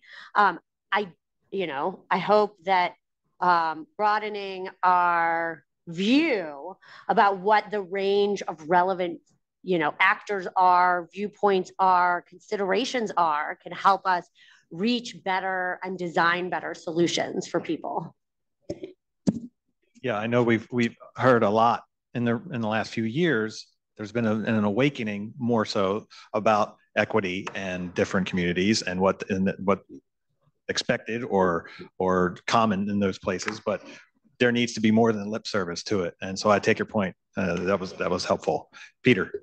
I was just going to say thank you, Danielle, for making that point, because it was one of the things that when we set out to develop this, the idea was to bring in behavioral scientists. Right. And that didn't quite happen, but that's the way it is. It's so hard. Like I've tried to run panels and invite people, and getting past that silo. I mean, there are some that work in WASH and humanitarian response, but they're few and far between, and they're hard to get. You're not alone. I'll also note, as I did at the outset of my talk, that it's been, almost 4 years, and I think there's still only 3 of us in the legal academy that have written about wastewater surveillance, and 2 of them are one of my co-authors and me on the papers we co-authored. Yeah. So it's a small team. I mean, maybe there's more. I would love to know. But it's still a small group of people. I think it's one of the really fascinating things in this space is that the research is moving. So there was so much money and there was so much interest, and it was so fast, and it was spinning up this whole system as fast as humanly possible, literally. And it and also it has to do with, waste. And so like the rest of us are just like, ew, gross, or not something we think about. And so bringing in those connectors, it can be really hard. Yeah. But I do think it's really, really important. I also think, just to make one last point on what you were talking about human behavior, one of the reasons I think it's so important to bring the law and ethical viewpoint here is because we're really thinking about public trust and how important public trust really is to maybe not the creation of this wastewater infrastructure, but certainly its, continued utility as a public health tool and a research tool, right? That demands public trust. And that has to do with the connection between human behavior and what science is doing. And that comes back to one of my favorite COVID papers, is an international analysis of what led to government policies, what led to the best COVID prevention. And you would think it would be like, oh, they recommended this type of mask, or they recommended this number of distance, or they recommended whatever. You think a very engineering-y thing. It was your trust in your government. Yep. Number one thing, it didn't matter what they recommended. It could have been A, B, C, F, G, Z. It was, did you trust your government enough to do it? And that's what we come back to in behavior is, do you have someone you trust to change your behavior? That's why do you change behavior? Because you trust someone. Is it your nurse, your mom, your best friends? Why do you change behavior? It's because you trust someone. And I think that was a place where the US, we didn't do trusted messengers in communities enough. Like that's something we do all the time in low and middle income contexts, is think about, is it the imam, or is it the community health worker? Is it the nurse who's the trusted messenger of a new health behavior? And I remember this Washington Post article, and it was about this Black woman in like rural Mississippi, and she made it her thing to go to every one of her neighbors and convince them to get vaccinated. And she got like 90% Black vaccination early in pandemic. And I'm like, that's trust. And the US has a bigger pandemic problem in that we don't have government trust right now. And and I think that that's another piece that we don't think about. Like it doesn't I don't care if it's 3 feet or 6 feet of social distance, like the data in the end, like it doesn't, that's the 3, 6 feet isn't important. It's like, do you trust it enough to do it at all? Right. And that's, I think, a piece that I struggle with most thinking about public health in the US. And I do have, like, I grew up in rural Washington State. I grew up in a red district. I have friends that don't want to poo in their wastewater anymore because they think they're being surveilled by the US government, which they're not entirely wrong, right? They're not entirely wrong. There's traceback could happen. Not that anyone's going to care about them enough to actually trace back, but I think that this is really something we need to think about, or these systems will come down. And I don't know how we do engineers work to understand like the interventions within a political system and a behavior system and a behavior change system and why people change behavior. And people change behavior in pandemics. I've been in rural Nepal and they're like, I hate chlorine. I hate the taste of chlorine, but it's a cholera outbreak and I'm going to drink chlorinated water until the cholera is over. Then I'm going straight back to my normal water. And I'm like, okay, that's great for cholera, not great for diarrhea, but okay, we'll take it for the cholera. Right. And so I think there's a lot that we need to, I like this broadening that you both are bringing. Does that make sense? I think I have a good example, that I talked a little bit about today. So we're studying 2 buildings on campus. One, we had more active engagement with the facilities managers, and the other we did not. And I'll tell you, you can guess which one the Legionella problem is resolved in. The one where we were able to work with them and do all of these things. We've done social science work where we've engaged with facilities managers across, to interview them about what are common issues and of course resource limitations, but this is like the key chasm in between the things that we design and the actual, what's happening in real life. And that's why we still have so much Legionnaire's disease, is because there are water management plan recommendations that are prescriptive and people just aren't able to do it. And it's not because they don't want to and they don't care about you, it's because they have a million other things. The AC is broken, the this, that, and the other thing. And so I think that's where we need to understand, like, how can we work in that gray area and still do public health good? Yeah. That system strengthening, which is that nebulous word, but it's exactly that. Glad you brought up human behavior. I'm a social psychologist by training, and other than the evaluating convergence research, one of my projects is on the COVID pandemic and risk perceptions in the COVID pandemic. And we have this data set of 4 cities, 4 metropolitan regions across the US. And what we tried to track was whether people's cultural cognition, whether they were hierarchical or egalitarian or individualistic or communitarian, kind of shaped the information sources that they used for getting information about the COVID pandemic, and how that impacted their support for COVID-related policies in their cities and federally, and the way that influenced their behavioral intentions and actual behavior. And what we found was none of that, very similar to the research that you cited, that it was just their cultural cognition. It doesn't matter what the government said and what the policies were. They had decided a priori, that, they don't trust the government. They're, highly hierarchical or extremely individualistic, or the government interferes too much, and relied on sources that perpetuated that kind of attribution bias. And, there's decades and decades of research in social psychology that talks about these heuristics and biases, you must know already. And that's what predicted their behavioral intentions across time. We didn't see any differences really between liberal cities or conservative cities, or between the different cities opened up at different points in the pandemic, and that didn't affect it either. But it was their cognition. It was the way they orient themselves to their environment. So I really appreciate that point. Yeah, and then how do we do public health in the US? And that's the underlying, when cultural cognition is actually the basis. And that's a question I do not know how to, this is where you get back to the questions that will we learn for the next pandemic? I don't see any, I mean, maybe I see an academic community that's more ready to respond to pandemics in the US than it had been. But will we actually learn? I don't know that we will here. And that's what keeps me up at night, or depresses me, along with climate change and conflict and everything else. I guess I just want to point out, I don't think we should exempt ourselves from the behavioral study. Like, we're part of, engineers, and our decisions and our, our decision processes are like part of this. Maybe its own separate research question about how we, make decisions and what those implications for, like, even, for our work, like the decision about where to put a sampler. So say, that you have a super small chance of detecting this particular target at a point in the system, but you expend public money and funds to measure there. You tell people there's no risk when there is. That also carries a problem.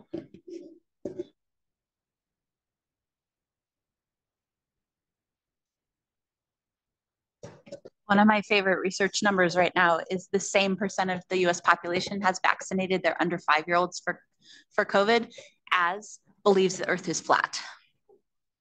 Both numbers are 10%. It's crazy, isn't it? Under 5 vaccination in the US is 10%.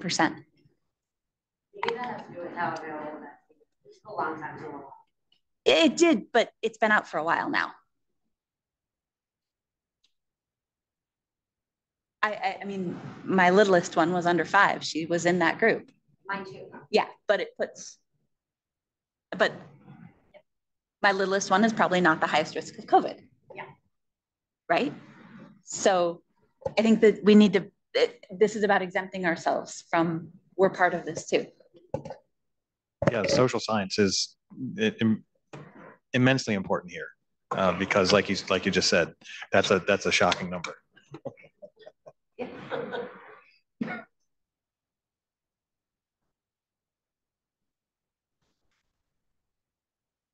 Any other topics on behavior and risk management and legal side of things? Anything we haven't covered that you wanted to talk about? I just have a question for Natalie. It would seem, I mean, you've mentioned a couple of times that there's very few people like yourself that are interested in this or have worked in this area. But it would seem from my completely naive perspective that the legal questions are really interesting. So I would think that there would be people that might be interested. So the legal questions are either really interesting and hard or super easy and boring. As I said, the reaction I get most frequently, and when I told my dean about what I was working on, his response was, how is this a Fourth Amendment question? Like, really? It's waste. There's nothing more abandoned than your waste. That's why we call it waste.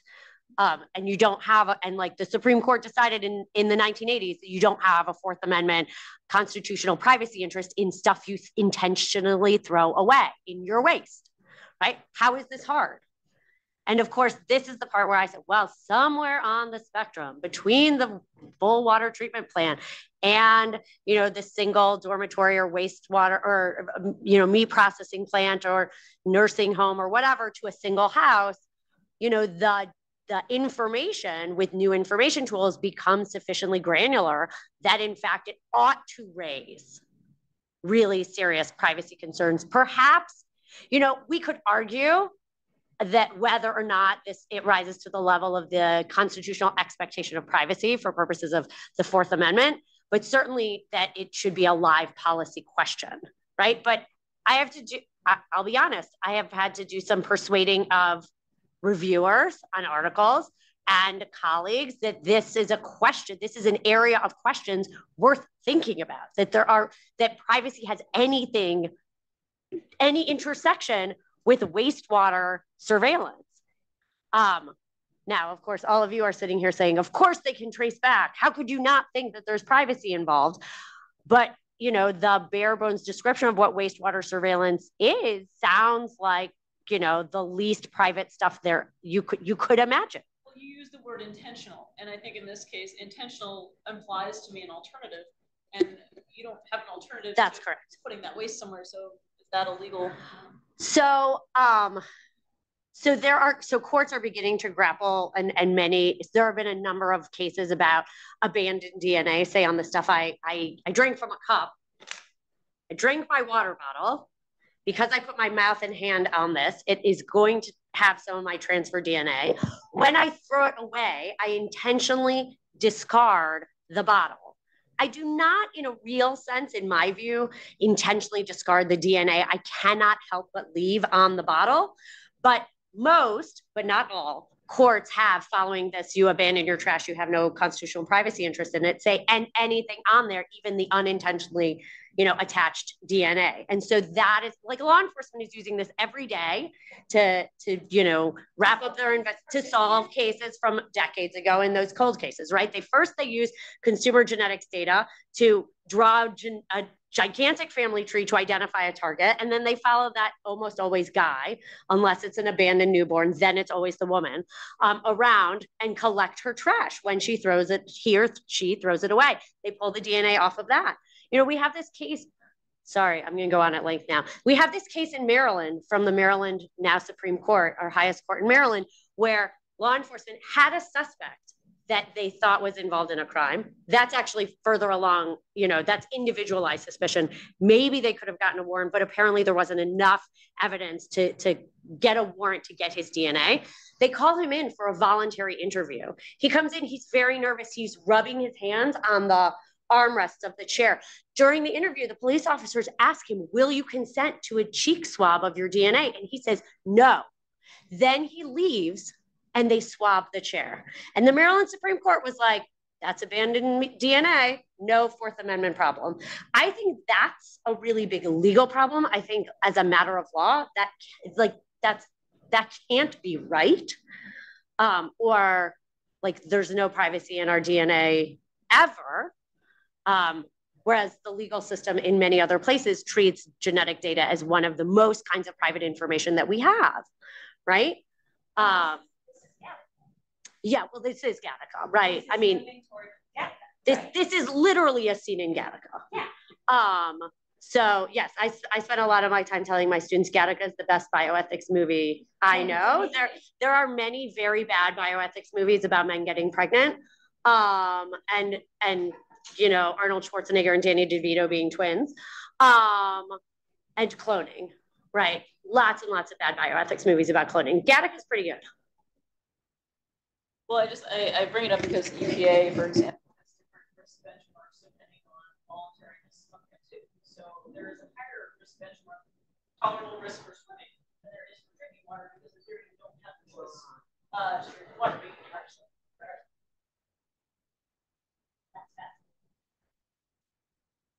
So there is the research protection with the certificate. Yeah. That everyone should know about. Yes, but there, what are the differences between state and federal law that get involved here? Because I know you said there are many places that are treating it differently. Go ahead. So the certificate is a creature of federal statutory law, and under the Supremacy Clause of the U.S. Constitution, contrary state laws are displaced to the extent that they conflict with federal law. Some colleagues and I actually have a paper forthcoming, so not yet in print, on the how this works and why it's okay for the federal government to displace state law, even when it binds, say, what local law enforcement might be able, or local legislatures maybe might be able to get access to in terms of the research data. So when that's published, I'm happy to share it with you. The certificate is supposed to, under the statutory terms, issue automatically to any relevant federally funded research. So if this hasn't been on NSF's radar, it really ought to be. When I've written about environmental DNA writ large, I have noted that one thing that the kind of flourishing of environmental DNA monitoring and the ability to extract identifiable and medically sensitive human DNA data from those samples, air samples, water samples, footprint in the sand samples, and wastewater samples, right? What that tells us is that the scope of research that implicates identifiable, sensitive, human individual data is perhaps, I think, inarguably actually much broader than the range of projects that we've thought about as implicating human subjects, right? The definitions here are quite different.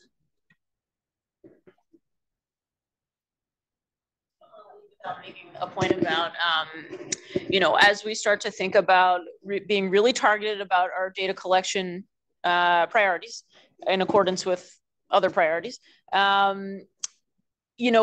advancing methods to do more in silico testing of theories before you take them to the environment. I think, like, for example, on the risk side of things, typically we rely on animal model data to extrapolate, infection processes. So are there other organoid or things on a chip that we can do this in without going to an animal or human? Are there other test beds that we can build to ask these types of questions so that when we go to collect our information, we collect just what we need for what we want it for, and we don't have this like free-for-all data situation.